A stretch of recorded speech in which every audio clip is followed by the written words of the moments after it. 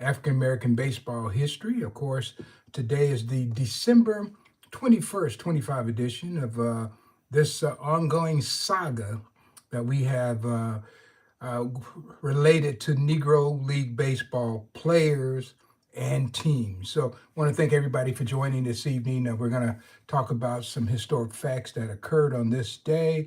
And so I'm just kind of pulling up everything so I can see what we have here. While I'm doing that, I do want to encourage you to go out to sdsportshistory.com, and that's going to be a place that we keep a lot of information related to the Negro League baseball teams in the upper Midwest. We're developing that site now, and there's quite a bit of information already there. It's going to be some pretty prominent people who write baseball books and keep a lot of history alive to let you know what we're doing there. So I just want to have you to go ahead and put that in your favorites, and you will be a part of this whole movement as we grow it, okay? So that's sdsportshistory.com, and it's going to be talking about baseball in the upper Midwest. There's so much history that we almost have to break it into pieces to tell you more and more of the story. So, okay, so just want to let you know that that's coming online. So I want to thank everybody for joining me this evening. If you're just coming on, just know that if you like what I'm doing here, go ahead and subscribe. We're building this network, and we're still growing. A lot of new people have come in, and a lot of people are picking up on this broadcast, especially baseball fans who just love the game. And if you're a lover of the game, this is a place to come, because I'm going to drop knowledge that you typically don't hear very often. So yeah, that's about as simple as I can put it. It's good information, and it's historic information. So without wasting too much more time, because people are going to join, and if you come in, people say hello, but by all means, let me know where you're joining from, because that will help. All right, let's go and let's get busy with some of this history tonight. All right, let's go start with December 21st, 1907.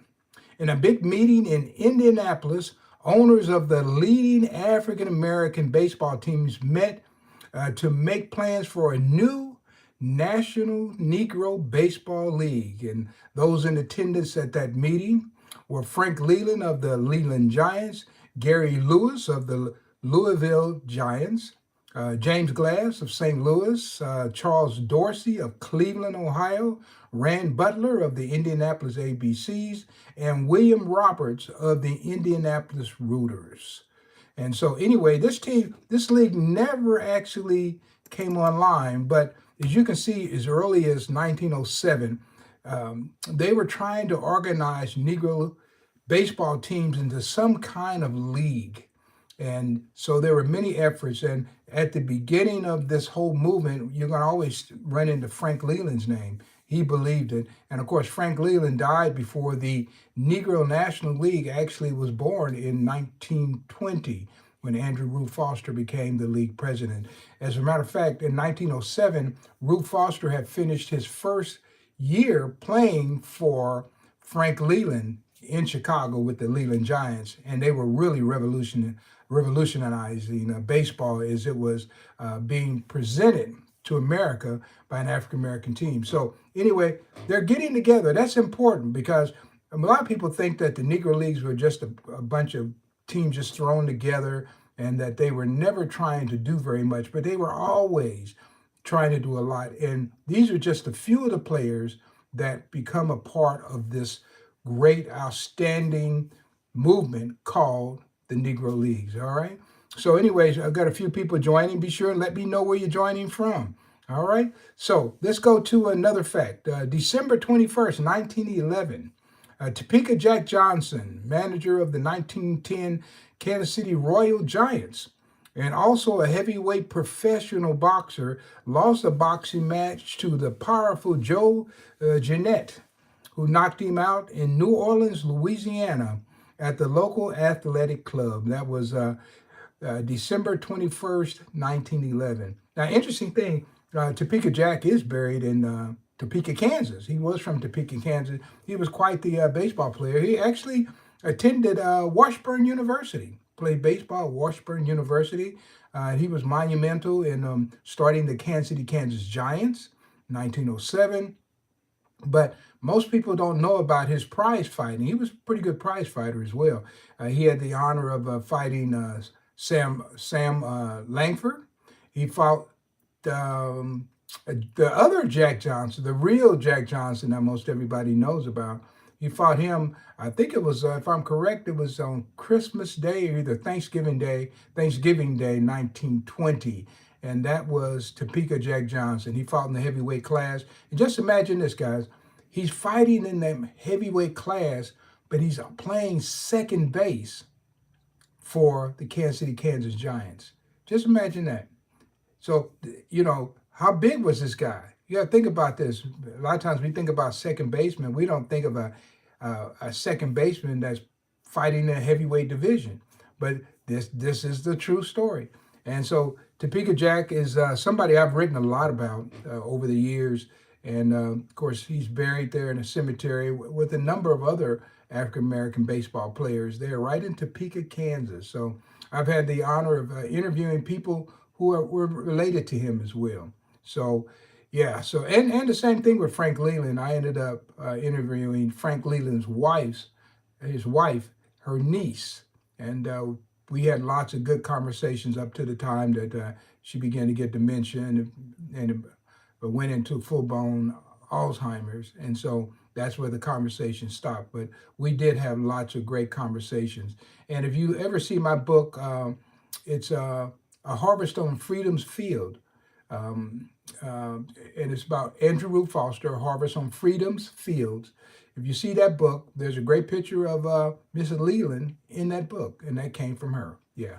So we got some people joining here. Just want to say hello. Let's see. Time is running, so okay. I'm trying to figure out where you guys are joining me from. Nobody's actually saying. I guess it's a top secret. You don't want to let people know where you're joining from.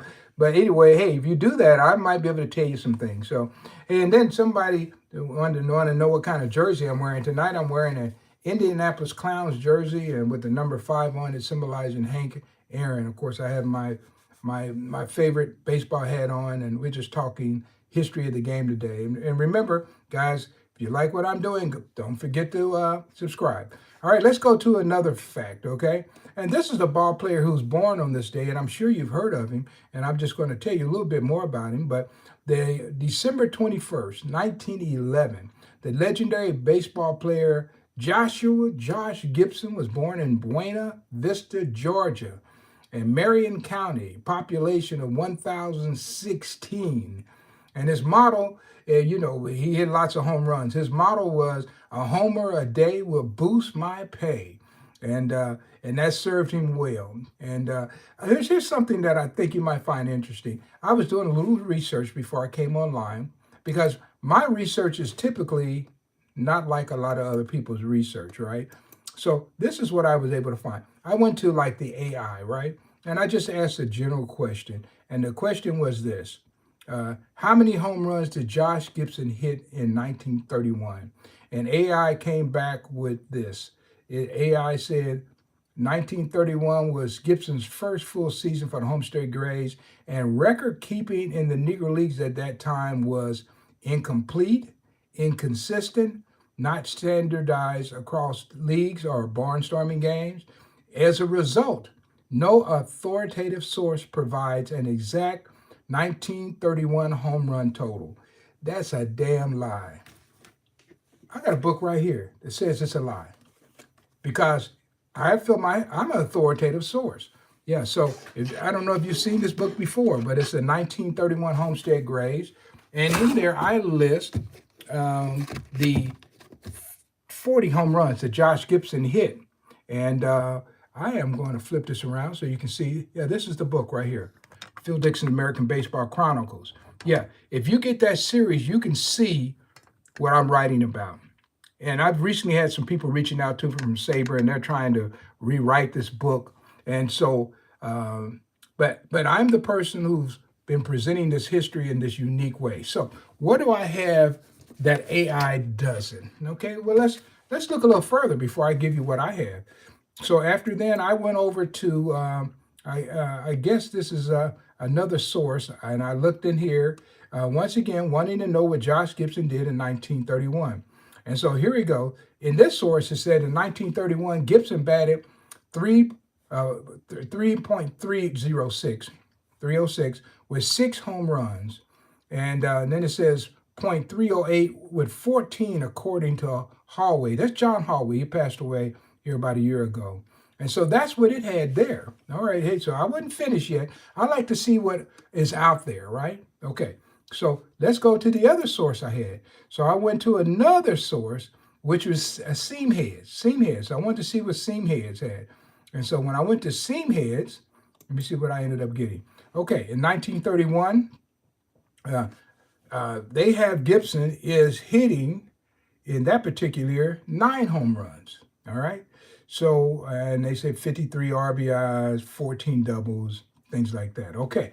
So how does that mesh with the type of work that I'm doing? Now, remember, I've been doing this history for over 45 years. So I have a different perspective than probably everyone. And one of my interesting perspectives is you need to count every game that these guys played. Because if you're going to tell the history of a team, you just can't cherry pick and say, oh, we're just going to talk about the games they played against black teams. No one signed up for that. This was an independent baseball team, and they're playing some pretty good baseball. So what were they doing day by day by day? All right, so I pick up this book here, and here's what I have, okay? Stay with me, guys, all right? Somebody said, did the league have separate stadiums or play in Major League? Yeah, they played in Major League Stadium. Matter of fact, Josh Gibson hit 2 of his home runs in October in Municipal Stadium in Cleveland. Probably the first time 2 home runs were hit in that park ever. Is because the park wasn't built, except it was built in 1931. They were trying to get the 1932 Olympics. And so they built this massive stadium. Of course, they didn't get the Olympics. They ended up going to Los Angeles. But anyway, for 1931, I have 40 home runs for Josh Gibson when I count everything. And so as I look here, in the month of May, he had 3 home runs. And one of them was against an African-American team, the Cincinnati Tigers, who I call an independent African-American team. And then in June, he had a great month. He had 13.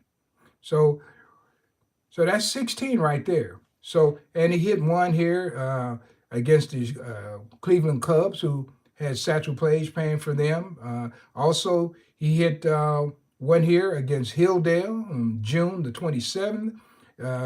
June the 28th, he hit one against Hilldale in Washington, D.C. And now Hilldale had a great team in 1931. Matter of fact, they had the fabulous Martin Diego playing for them, and he was making a big difference in 1931. Also, July the 3rd, he had a home run against the Baltimore Black Sox in Wheeling, West Virginia. I mean, I really break this down. You don't have to take my word for it. When they tell you he hit 9 home runs, they tell you he hit 6 home runs. They don't tell you when or where, right? But this book tells you when and where. Okay, so we got to roll down. Okay, here we go. He had another one on July the 6th. Matter of fact, he finished July with 13 home runs. And he had some home runs in Jamestown, Greenville, Pennsylvania, Lewistown, Pennsylvania against the Bacharach Giants. Okay, now we go into August. In the month of August, he had 7 home runs. He had one against the Kansas City Monarchs on August the 28th at Akron, Ohio. And so I have this all broken down. Here's another one, August the 22nd. He hit one against the Pittsburgh, actually the Baltimore Black Sox in Pittsburgh. So we get down to September. Man, this is his first full season. He's probably tired as hell. So in the end, in September, he hits 2 home runs. And I show he hit those in Ernest, Pennsylvania, hit them in the same game. Then in October, he hits 2 home runs, and he hit those against the Major League All-Stars in Municipal Stadium in Cleveland, Ohio. I document 40 home runs. You don't have to take my word for it because I tell you where he hit those home runs. And you can go look it up for yourself. Now, you go online and they give you these numbers. You can't look up anything for yourself. But just know, Josh Gibson, the legendary slugger, was born on this day in 1920, and actually December 21st, 1911. So just want to mention that, guys, because I take this history really serious. All right. So when I go to work, we seriously go to work. All right. So that's what Phil Dixon does. So let's go to the next fact. All right. So we got December the 21st, 1921. The new Monarchs Billiard and Recreation Parlor opened at 1345 and a half East 18th Street on the corners of 18th Street and Grove Street on the second floor in Kansas City. And Q.J. Gilmore, as Quincy Jordan Gilmore, secretary of the Kansas City Monarchs baseball team, and Wilbur Bullet Rogan of the Monarchs are proprietors of the new business venture. And it said nothing was left undone in making this the most complete billiard parlor for African Americans in the country. And the Negro National League Billiard Tournament will be scheduled to be held there in the near future. So they actually had a Negro National League Billiard group, and they were going to play their tournament there. All right. And if you've ever been to Kansas City, just to kind of show you where this was, the Negro Leagues Baseball Museum, if you've been there, its address is 1616 East 18th Street. So this was on the same street on the opposite side. Of course, those buildings no longer exist, but they had their billiard parlor on the second floor. And they had pretty strict rules. They said there'll be no open drinking. Also, they said that there'll be no whistling, and ladies were invited to come there, and you wouldn't be harassed, and it was just going to be a great place. And Quincy Gilmore opened that. Quincy Gilmore, interesting guy. I'm going to feature a picture of him later on. That's Quincy Gilmore there. You probably know about Wilbur Bullet Rogan of the Kansas City Monarchs. There's lots of pictures out there of him. Also, I did feature Quincy Gilmore in my 1986 baseball card set, Dixon's Negro League Greats, and that's Quincy Gilmore. And many years ago, I went out to where he was buried, and you kind of see that that's his monument where he was buried. 1929, he became the president of the Texas, Oklahoma, Louisiana League. And so I know quite a bit about that because his wife was the secretary, and I was able to interview his wife. Yeah, and so that's kind of the history of that billiard parlor. And it did last for a few years. I don't think it ever got as successful as they wanted, but it did last. So these ball players weren't just playing baseball. They were trying to go into business for themselves. I think not only did Bullet Rogan run the billiard parlor, him and Quincy Gilmore, but Quincy Gilmore ended up having a club called the Chez Paris. He also had a record label, and so he was a recording artist. I remember Alberta Hunter, the famous blues singer. She came and performed at the Chez Paris. And then, of course, other monarchs like Newt Joseph ended up having the Monarch Cab Company. And so these were guys who were playing baseball, but they were trying to do much more. And it's important that we tell these stories because people think that these were just baseball players. A lot of times they don't even talk about the ball players' wives or family life or anything, their children or anything. So it gives me an opportunity to do just that. So if anybody's finally joining me and you want to know a little bit more, just let me know where you're from, and I will keep on going. Nobody's mentioned where they're from. I guess it's top secret that you're listening to this broadcast, right? All right. So let's keep on going. How about this one? December 21st, 1929. In Winter League action, the Philadelphia Royal Giants with Chester Arthur Brewer on the mound played a 4-4 tie game against the Shell Oil team out of Long Beach, California, but they were playing the game at the Los Angeles White Sox Park. That was the home to African-American baseball in Los Angeles. The game was called after 11 innings because of darkness. And it was a pitcher's duel between Brewer and a guy by the name of Howard Craighead, who would go on to play with the Cleveland Indians during the 1931 and 33 seasons.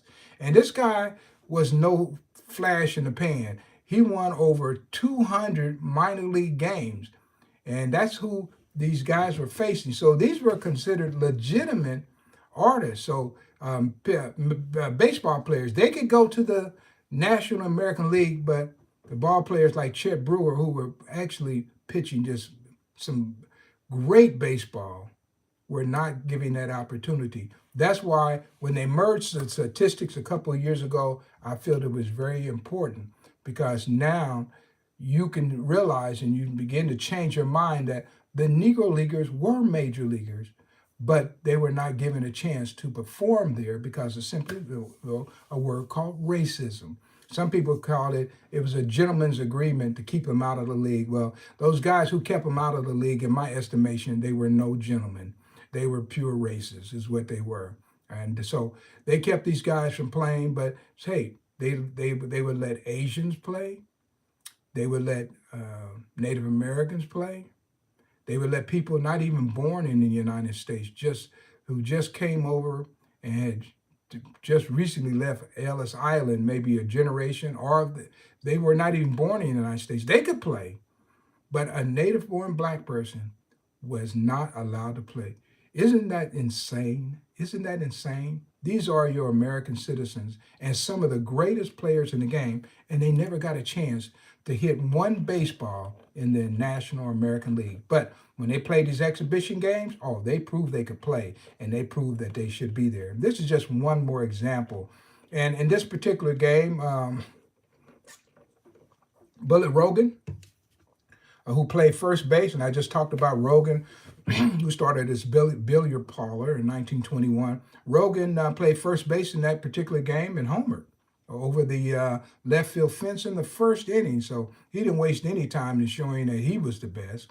And then Newt Allen went 3 for 4 in that game to lead the Philadelphia Royal Giants in batting. I did have the pleasure of interviewing Newt Allen on many occasions.